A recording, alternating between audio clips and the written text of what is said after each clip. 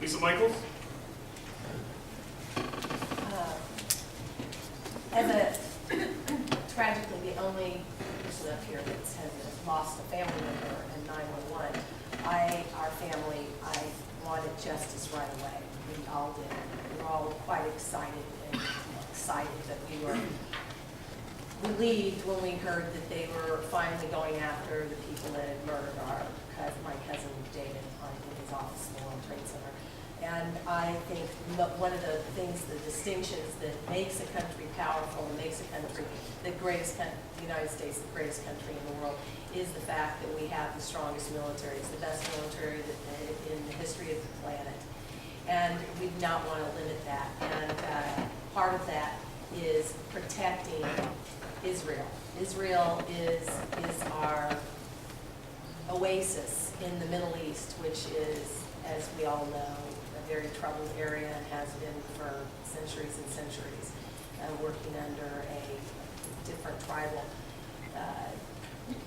people that are extremists, and a lot of what their religion, the Islamic religion, teaches is to the murdering people, and they don't understand much other than force. So I think it's very important that we support Israel in everything that they are trying to do. Suzanne Bonamici? Thank you. I absolutely believe that the United States needs to recognize the importance of Israel as a democracy in the Middle East. And I understand that both the Israeli people and the Palestinian people need security. And they all need peace. And I do support a two-state solution, but I believe that that needs to come from within Israel and Palestine. I believe that it's important to speak out against atrocities no matter who's committing them. And that needs to continue, to make sure that if there are bombings, regardless of who's doing them, we need to speak out against that inhumane action. I also think it's important for us to do things like divest from countries like Iran with targeted divestment strategies, so we get our investments out of companies that are building nuclear weapons in Iran. That bill was introduced in the Oregon legislature to take action at an Oregon level. We did not vote on that. I would have supported that bill. And importantly, I see the United States as a facilitator of peace. We can be a leader in bringing the parties together to reach that two-state solution. But again, it must come from within. There must be peace and security with a two-state solution within a state of Israel and a state of Palestine. And I want to add time. No. Okay, Jim? Yeah, I've heard two of the Democrats now say that we need a two-state solution. Well, that's just wonderful. The only problem is that the Palestinians don't want a two-state solution. They want a one-state solution called Palestine. So we're not going to have peace until the Palestinians no longer want to kill all the Israelis. Now, what can we do in the meantime? One thing we need to do is to understand that a major source of the problem is Iran.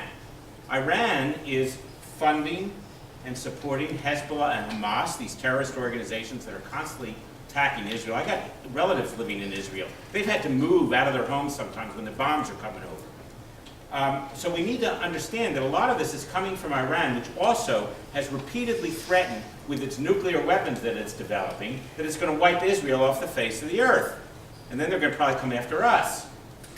So we could have brought down the Iranian government. The Bush administration could have done more. But the Obama administration, do you remember 2 years ago there was demonstrations, pro-democracy demonstrations in Iran? And what did Obama do? Did he support the demonstrators? No. Did he provide them arms to overthrow that government? Did he help them with CIA or covert operations to bring down the Iranian government? No. He sided with the mullahs because he thought he was going to negotiate with them. Time. You think you can negotiate with those people? Right back here? Well, some of you may know that the United Nations is posed with the question now of whether or not to impose a Palestinian state, and the United States of America has said that they will veto that.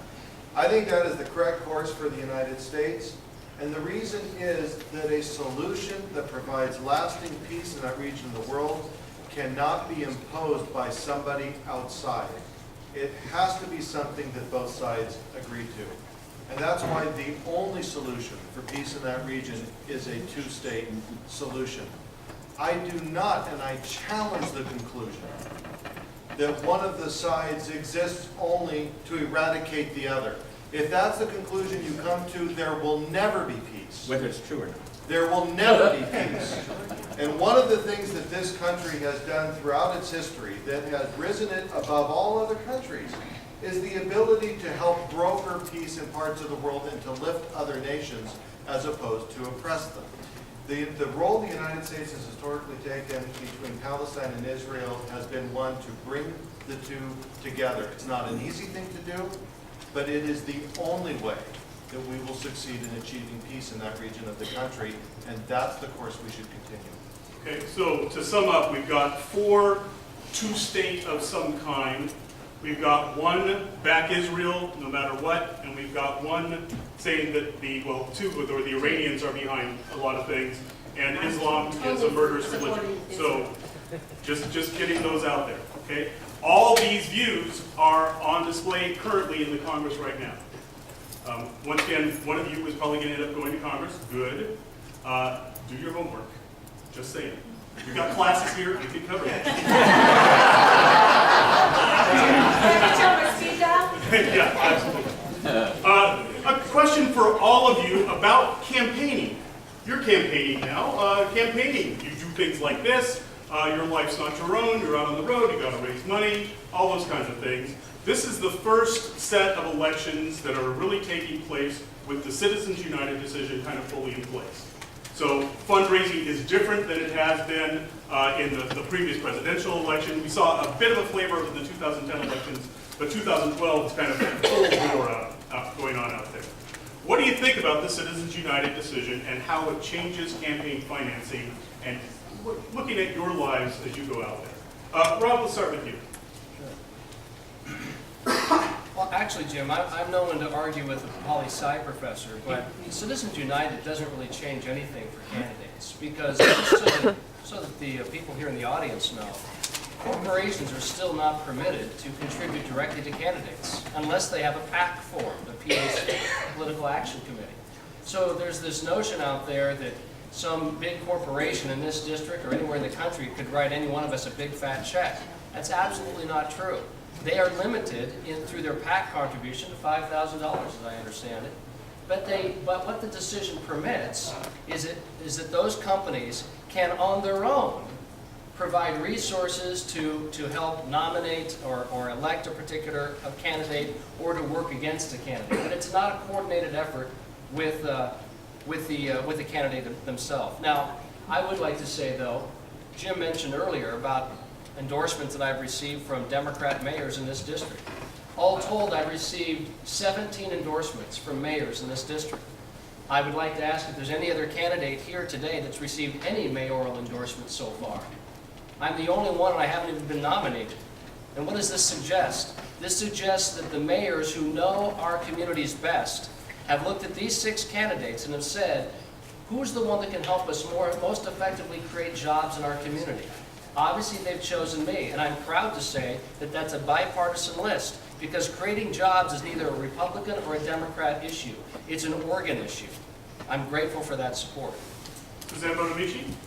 Yes, I don't agree with the Citizens United decision, and it's correct that it does not change how much money we can raise, but I think it's exactly what people don't like about politics. People are frustrated with the amount of money that's in politics, and they're also frustrated with not knowing who's paying for things. And we at the state level have a lot of transparency.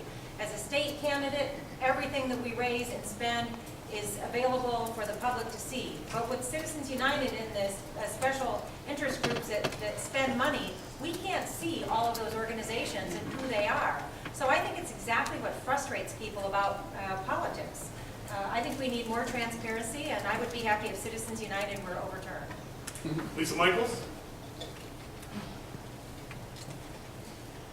I'm a marketing professional. That's what I do for a living. I've been doing it since 1985, selling advertising on television and radio for advertising agencies. I understand that the reason that everybody raises thousands and hundreds of thousands of dollars is it so that they can increase their name recognition. They can increase their name and their face, recognition so that people will vote for them. So when they see their name on the ballot, they'll say, oh, I know Lisa, yes. Okay, well, I have been preparing for this race for the last 15 years.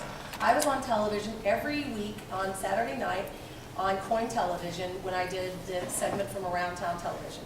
I have been on television for the last 6 years in the district to a little over 50% of the population that has cable, 5 times a week, every week, 52 weeks a year. I have also been doing total about 2,000 hours of television time. So therefore, I am not going to jump through all these hoops. I am purposely not raising any more than $5,000, which allows me the opportunity to work for you exclusively when I get elected to Congress, and I do not have to file all this information and details because it's just $5,000, and I don't even know if I'm going to come close to that.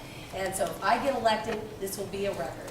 Let's see if it can happen. Let's see if a real citizen can be elected to represent you and your interests only and not have a special interest come to me and say, you know what, Lisa, I donated a lot of money to your campaign and you need to do what I say.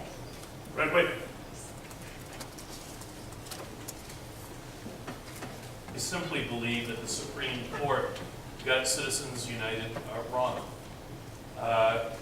Corporations are not human beings. They are not we the people, and defining them as such will not create a more perfect union. I believe that it is incumbent upon us as Congress to define people, flesh and blood people, as different from and superior to corporations. Jim Greenfield? I think Citizens United was a small victory for free speech because it took away some of the restrictions of so-called campaign finance reform that were keeping people from expressing their opinion, which is protected by the First Amendment. I think the bigger problem, though, is that we're all concerned about the corruption of the political process by the fact that billions and billions of dollars go into trying to buy political candidates at all levels, from the president on down. And this does corrupt our system. But the question that we should be asking is, why? Why do they spend all that money? And if you answer that question, you'll understand what the real problem is. They spend that money because they want to get back some goodies. You know, years ago, Microsoft refused to lobby in Washington, refused to support political candidates, and what happened to them? They had an antitrust suit brought against them by the federal government. And Bill Gates learned the lesson that no matter how much money you have, the government has more. So now Microsoft, they've got, they're doing what all the other corporations are doing. The problem is that the government has so much power to either harm corporations and special interests, labor unions too, farmers, anybody, has so much power to harm them or to help them. And so naturally the money's going to find a way to get there. It'll find a way to get there. The problem is, if you cut back the power of the government, and I want to do that dramatically, to cut it back to where it used to be, 80 or 100 years ago. You cut back the power of the government, the money doesn't have any reason to go there anymore because the politicians can't do favors for all the special interests. So you got to get to the real problem. Brett? Well, there are limitations on how much money a corporation can give to a candidate for federal office. That's not what Citizens United is about. Citizens United is about how much money can they spend for a candidate or against a candidate without giving it directly to them, but just doing it on their own. It's called an independent expenditure. And what Citizens United stands for is that a corporation has the same free speech rights under the First Amendment as you do. You tell me, how many of you think that you should have the same exact rights as the corporation should as you do under the Constitution? Okay, I see 3 hands. Oh, come on, answer the question. 3 hands out of the entire. Here we go. Okay, the Supreme Court is not in step with what most of more Americans believe their rights are under the Constitution, and this is why it's important. You match any average American's bank account in how they want to support a candidate with a huge corporations. And who's going to drown out whose speech in this country? Yeah. Citizens United is wrong, and it ought to be overturned. Okay, thank you. Let's bring our next question back to our district. You talked in the endorsement interview about our place in the world. I mean, we've got the biggest Intel plant around, it's the biggest employer around, and yet it's not an Oregon company. I mean, Intel's been building plants in Asia. We keep fighting with New Mexico over where the next Intel plant's going to go. So right now, we have a great question here. Nike just announced plans for a corporate campus in Shanghai. Okay? How does that help Oregon? How does it play a role in the economy that we live in right now? Okay? And Brad, back in, let's start with you. Well, I think there's different ways to look at, an Oregon company putting manufacturing facility overseas and bringing the goods back into this country. But let me tell you how I view it. I would love to see Nike set up another manufacturing facility in Washington County and put the thousands of people to work that are out of work right now, building their products and then selling them locally here. Now, they chose not to do that, and I know there may be business reasons for them choosing not to do it, but those kind of decisions in the end up keeping people right here unemployed. So I welcome a new facility, I would just welcome it here. Jim Greenfield? Yeah, you have to ask, I like to actually analyze things and try to understand what causes what happens. Why do you think corporations move overseas? I mean, think about it. What do they want? They want to make money. So if they're moving overseas, it's because they're not making enough money here. Now, my colleague to my left here, Rob Cornilles, is complaining, oh, we need to get more taxes on General Electric and other corporations. No, that's the problem. They're going overseas because they're taxed too much in the United States. The United States has the highest corporate tax rate in the industrial world, 35%. Now, there are loopholes, and of course they're going to hire accountants to try to get out of that. But if they can be taxed 10 or 12% in some other country, or 35% here, plus all we have are developing more and more regulations on business, including Obamacare, that keep driving the costs higher. So of course, if they get lower cost labor and a more friendly business climate and lower taxes somewhere else, that's where they're going to go. Our American corporations have $2 trillion overseas that they won't repatriate because they'll have to pay another tax on it. If we could bring that money back here, yeah, Nike and Intel would build plants here and hire people. That's how we're going to solve economic problems, by making the business environment friendly for corporate. Corporations aren't our enemies. A lot of Democrats think they are, but what happens if you destroy them all? We're all going to be starving. Corporations produce all the wealth of this country. We need to treat them well and encourage them to hire people and let them make money. Money's good. Okay, let's switch. Rob Cornilles? Again, to clarify my view for Jim, I'll just talk directly to Jim. Jim, I have said eliminate loopholes, but I also said lower rates. That's not a tax increase. So you're smart enough to know that. Now, why are people leaving? Well, let me just show you one quick example. Connie's Corner Cafe. If you don't know this lady, Connie Ferrer, she just works 2 blocks from where we're sitting. She opened up a cafe less than a year ago, with her husband Joe. I went and visited him before this forum today. And it was an empty cafe on a Sunday afternoon. Totally empty. When I walked in, not knowing who I was, her husband Joe said, "Oh, good." Meaning, "Oh, good, a customer." And he was in the back of the restaurant, and I heard him say that.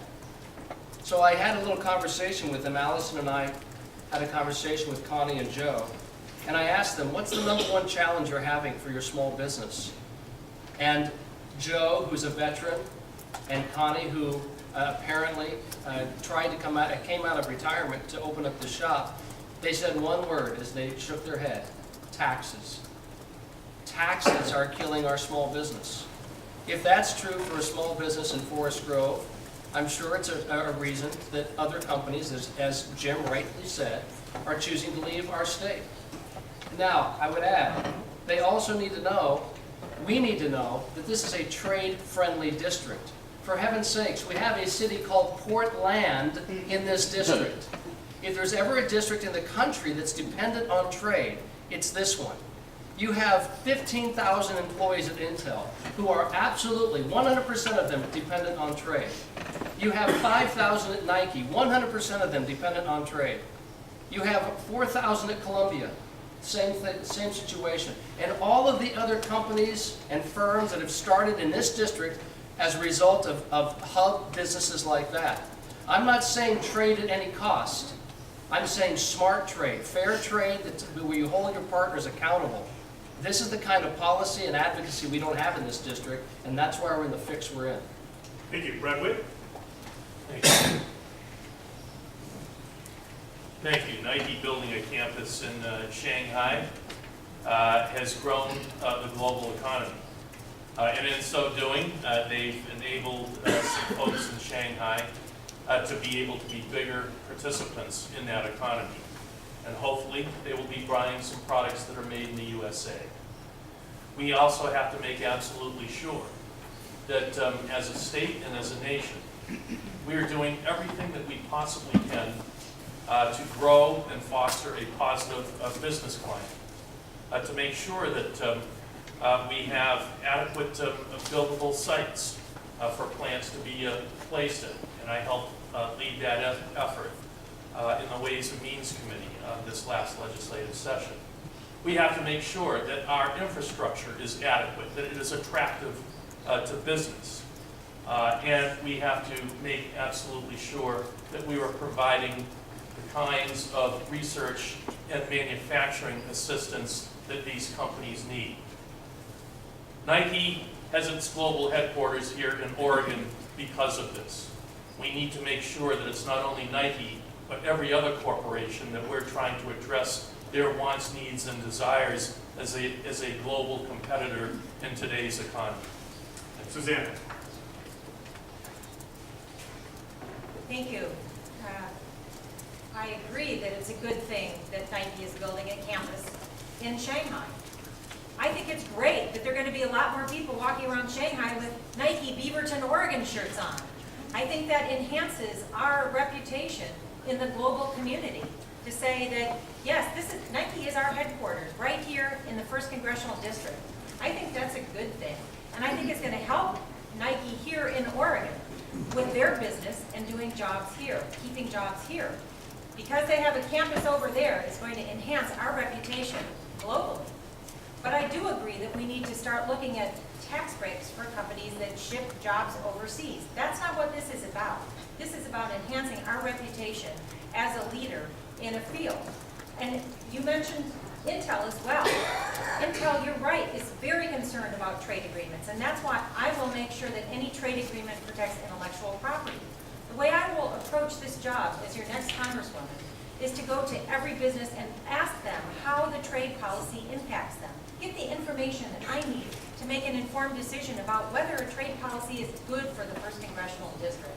And that's the way I'll conduct business as your Congresswoman, is making sure that jobs are number one, and that we're keeping jobs and growing the economy here in Oregon, ending tax breaks so that we won't have jobs shipped overseas, so we can export our goods but not our jobs. Lisa? As I've been campaigning for Congress, I ran across a man and he said, "You know, Lisa, I have 3 jobs. 3 jobs I could create right now. You know why I can't create them? Because I can't get a loan." And he's in the industry that has the largest, at least a few years ago, largest export that we have in Oregon is grass seed. He's a grass seed farmer. 3 jobs we don't have because the banks won't give him a credit line. They will give him a credit card, But with credit cards, the government can control things, can manipulate the interest rates and that sort of thing. It appears to me that the government is trying desperately to get everybody as attached to the government teat, if you will, as they possibly can. Everyone in this room over the age of 25, I would suspect, has far more real world, working, getting a paycheck, or creating jobs experience than the man sitting in the White House, Barack Obama. He has never done one thing other than work for government or work as a community rabble-rouser. And this man has not hired anybody who has had real-world experience in his cabinet. So it's no doubt we have these problems. Again, I take you back to the graph. It doesn't lie. This is from the Bureau of Labor Statistics. Republicans, conservatives get government off our businesses back so we can create jobs and we can return our country to the prosperous country that it once was before it is too late.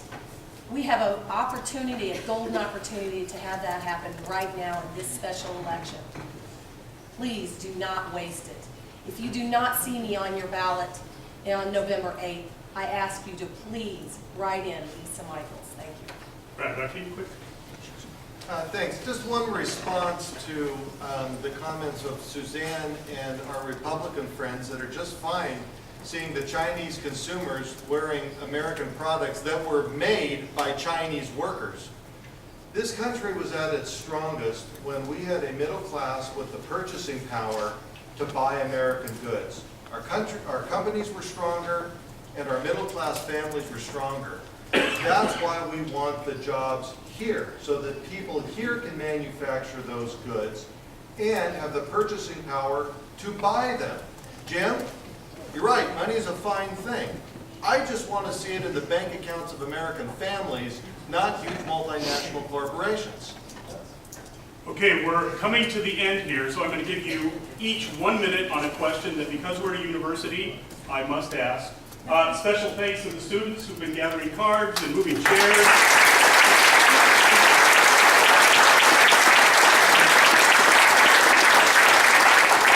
Higher education in the United States goes to the federal government for specific investments in terms of research. Big thing for our students, student loan guarantees, those kinds of things. Each of you, what's one thing that you would change to help our students at Pacific University? Okay, so mull it over for a bit. Do the Jeopardy song here. Da, da, da, da, da, da, da. Jim Greenfield. That was only a tenth of the Jeopardy song. Well, it's great to be first on a question I've never thought much about, but I'm a little troubled by the premise of the question in the sense that I think one of the problems we have as a country when it comes to politics is that there are all these different groups that are saying, what can you do for me? What can the government do for me? What can the government do for me? What can the government do for me? And the result is we've got 100 million Americans who are now dependent on the government for a large portion of their subsistence, and that's why we're going broke. So that's a troubling aspect of it. One thing that I think people should think about is, we all know that college tuition, for some mysterious reason, seems to keep going up and up and up much faster than the overall rate of inflation. Gee, I wonder why. Could it be because government is subsidizing it? That's what happens when government subsidizes something, the prices go up. Okay, thank you, Rob. Well, Jim, I have thought about this a lot, so I'm glad you asked the question. Good one-upsmanship. You gave me the whole, I had to walk. The reason I thought about this a lot is the company I founded 16 years ago in Tualatin is known for creating jobs for college students who couldn't find work in their chosen field upon graduation. I have 2 boys in college right now, 2 of my own sons. So this is a very passionate subject for me. What I've been able to do with my small business and our employees is we've been able to provide skills-based training to students who went through and got terrific information and knowledge in college, but they didn't have marketable skills that the real world was looking for. So if we can create greater training within university systems even vocational training. I actually taught in Japan several years ago in the school system there.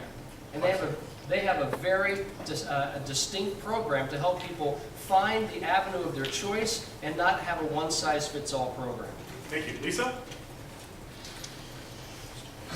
I too have two, as I said, two college students at my alma mater, the University of Kansas.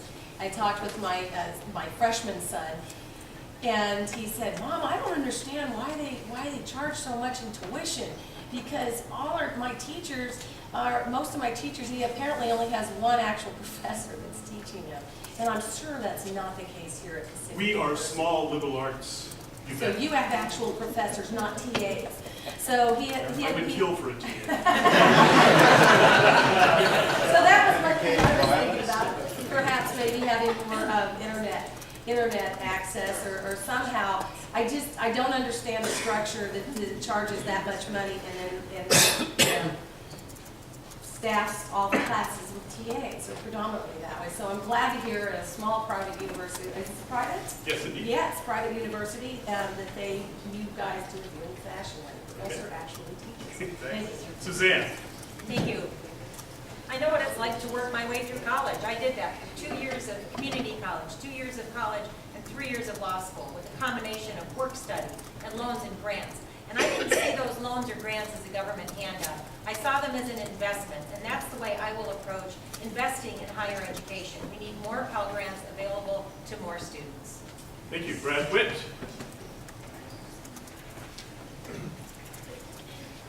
I worked my way through college as well as graduate school. And back then, working a job, a student could afford to put him or herself through school.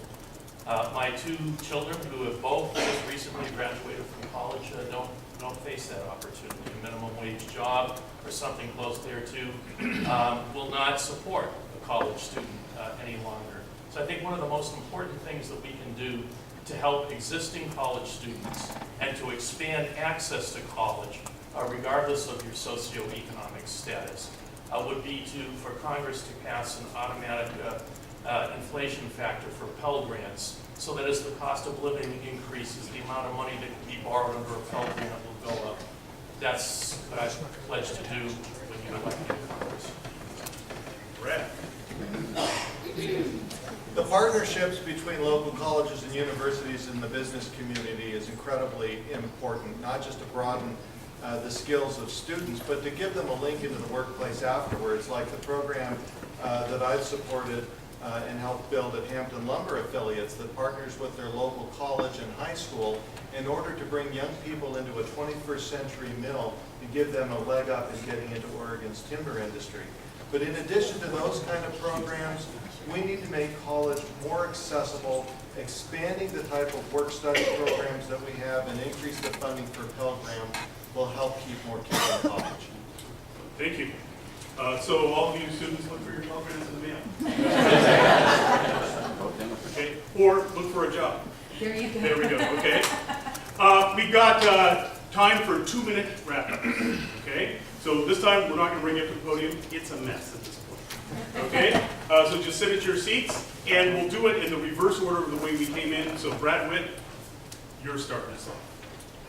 Actually, I think I said. Yeah, you did say. No, you were the last of the introductions. Thank you. I'd like to thank Pacific University, its students, and its faculty, our debate hosts, as well as you in the audience here tonight, those here physically, as well as those that are listening in, for the opportunity to present my candidacy for Oregon's 1st Congressional District. I have shared with you this evening my vision and my commitments for a better Oregon and a better America. From jobs to education, from healthy choices to a healthy environment, from sound retirements to sound foreign policy. I have identified both the issues and the solutions. I have also shared, honestly and forthrightly with you, my values as a fellow Oregonian. Americans are demanding solutions to long-term unemployment, home foreclosures, a disappearing middle class, and a Congress in virtual political gridlock. I have described my Rebuild America program to you and shared my commitment to getting both our state and our nation back on track.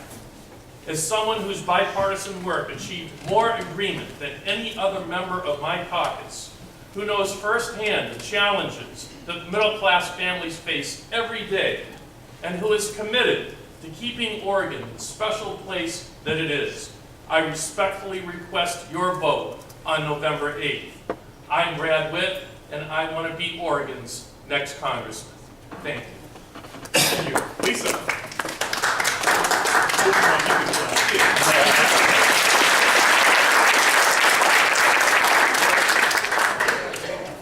I'm Lisa Michaels. I'm running for Congress. I'm running for Congress so that I can bring more jobs back to our community through lower taxes, less regulations, and more freedom and liberty, the kind of liberty that the Constitution promised and guaranteed us. I take that oath of office quite literally. And I am also all over YouTube and my website. You can find it. I've got hundreds of videos on YouTube if you want to find out more about my positions and why it is very important that you elect a rock-solid conservative activist, video activist. I have been there on the front lines working to try to expose government malfeasance for the last 11 years, and you can see it all on YouTube. Now I want to take a quick moment and read to you this. I'm going to submit this to every candidate that's sitting here at the board as well as the candidates not currently present. And this is a letter, an open letter. It will be on the internet, and I will also put it out to the press. I ask you to join me in calling for the county governments in our district to follow the law and destroy all unused ballots immediately after 8 p.m. on November 8th, as state law requires, and calling for Secretary of State Brown to instruct our county clerks and election officials to follow the law. If you believe that our government officials should not follow the law, the clear instructions of that state law, then the voters of our district need to know that you do not want them to follow the law. I'm asking every one of you to please join me in demanding this, and I'm going to give you a copy, each one of you down the line. Thank you. Thank you. I'm Lisa Michaels. Please vote for me. If you see me on your ballot, vote for me, and if you don't, please write me in. Thank you. Okay, thank you. So applause there. Suzanne Bonamici. Thank you. Thank you to Pacific University, Professor Moore, and all of those of you who are here with us today and those listening. This evening was a great opportunity for us to share our views, but I want to make this clear that it's not really about the candidates here today. This election is about all the Oregonians now who are struggling just to get by, to provide for themselves and their families in these difficult economic times. And it's about all of those who work hard and play by the rules, but are feeling insecure about their retirement, the future of their children, and the direction of our country. And this special election comes at a time when people are losing faith in Congress. And worse, we're running out of time to restore that faith. At this moment in history, I have something to offer. My record and my reputation are based on the ability to get things done without being divisive or offensive. And I never forget, even as I wade through complicated pieces of legislation, that the decisions I'm making are affecting people's lives. That's something I'll always remember. And I've never lost sight of this. I've conducted myself in my entire career this way, and it's exactly how I'll proceed and exactly what Congress needs right now. We must put aside our differences and come together in every way that we can to renew a sense of progress and faith in our country. If my grandparents were here today, I think they'd tell you that we the people is more than just a concept. It's something that we have to live each and every day. If Ferdinando and Leonetta Bonamici, for them, it was worth crossing the ocean for, and for us, it's worth fighting for. This is a critical moment in history. Voting is indeed a fundamental act of democracy, and I respectfully ask for your vote. Thank you.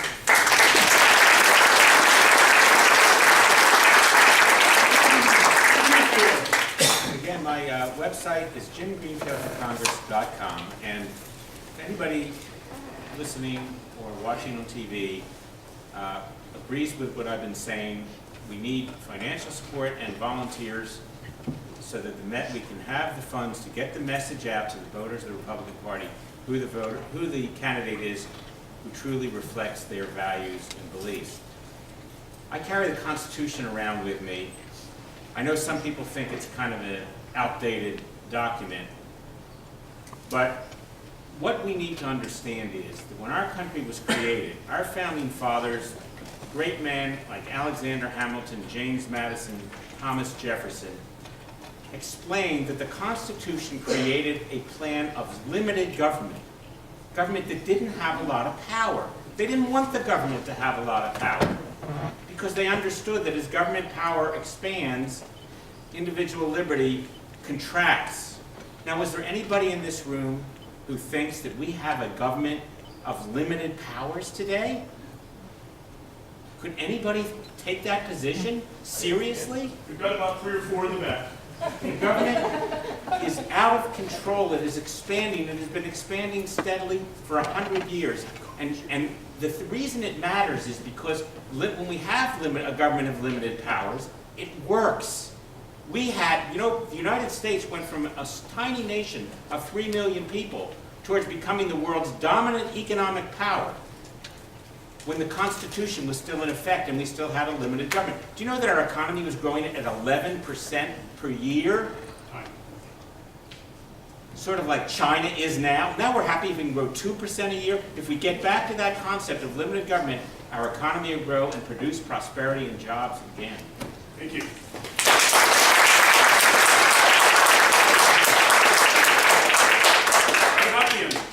Well, I want to thank all the candidates, not just for joining the race, but for participating in the forum today, and the university and Professor Morieux in particular for leading what has really been a great public discussion. We've done a lot of talking about jobs in the economy. My family taught me an awful lot about what a job means. My grandfather, Avak, fled oppression to come to America to build a better life for himself. He had a large family here. 7 of his sons became carpenters or electricians. He was a carpenter himself. I remember my dad taking my brother and I through the streets of Fresno when we were young, and he'd say, "You see that neighborhood over there? That was built by your grandfather and your uncles." And families were still living in the houses, kids were still playing in the yards. You see, a job isn't just about making money for yourself. Although we know it's important, it's about who we are and how we decide to contribute back to the world. It's how we build our families, our communities, and our country. And that's why we need those job training programs back. And that's why we need Congress to get off its hands and help businesses put our people back to work. I'm a guy that rolls up his sleeves, I work hard, and I get the job done. I've done it all my life. From the days when I was picking Washington County berries not far from here as a young kid, to today when I'm help training Oregon's workforce as your Commissioner of Labor and Industries. Right now, I'm working hard to earn your vote. My name is Brad Avakian, and I thank you for your time and I thank you for your support.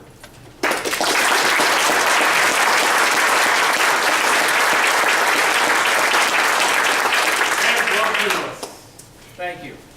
I thank Pacific and all of you for being here, especially those of you who've been here for 3 hours. As I mentioned, I'm a small business owner. I started our company out of our back pocket. Literally, my wife and I dipped into our savings account, and for 5 years, we financed our entire business out of our savings account. We've learned to live frugally. We've learned that it's very different to sign the front of a paycheck as opposed to the back of a paycheck. With all due respect,